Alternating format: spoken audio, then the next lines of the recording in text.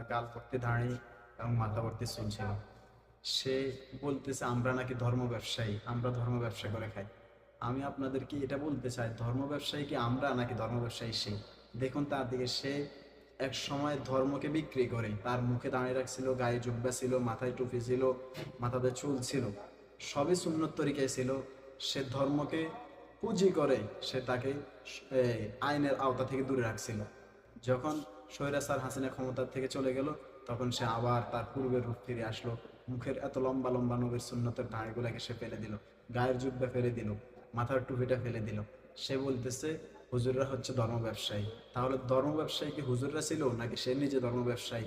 ইতিপূর্বে ধর্মকে বিক্রি করছে, ইতিপূর্বে ধর্মকে বিক্রি করে এখন বলেন ধর্মকে আমরা বিক্রি করেছি নাকি হেরা বিক্রি করতেছে? আলহামদুলিল্লাহ, আমরা জীবনের বুঝজ্ঞান হওয়ার পর থেকে ইসলাম মেনে, গায়ে জুব্বা পরে, মুখে দাঁড়িয়ে রেখে চলতেছি, এখনো পর্যন্ত আছি, ইনশাল্লাহ মৃত্যুর আগ পর্যন্ত তাই থাকবো।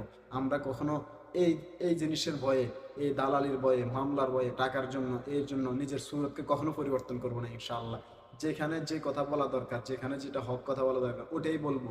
এর বিনিময়ে যদি ফাঁসি হয়, ফাঁসির কাজটা চলবো ইনশাল্লাহ। নবীর সুন্নত কোনোদিন আঘাত হবে না, নবীর মুখের নবীর দাঁড়ি কখনো আমরা ফেলবো না, গায়ের জুব্বা কখনো ফেলবো না ইনশাআল্লাহ। আমরা ধর্ম ব্যবসায়ী না, ধর্ম ব্যবসায়ী হচ্ছে সে। সে ইতিপূর্বে ধর্মকে বিক্রি করে চলছিল, এখন আবার ধর্মকে পরিহার করে ওলামায়ে কেরামের বিরুদ্ধে কথা বলছে।